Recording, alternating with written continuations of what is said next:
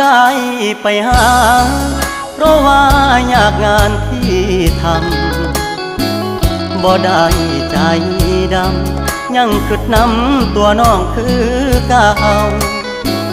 บ่ได้เปลี่ยนไปหัวใจอ้ายยังห่วงเจ้าบ่ได้ปล่อยให้เงาเสาร์อาทิตย์ติดงานโอ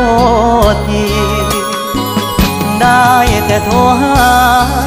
น้องคงจะไม่ว่ากันบ่เคยเปลี่ยนพันสัญญาหักมันคนดีบ่ได้กักมีกิ๊กบ่ได้หลีกสัญญาที่มี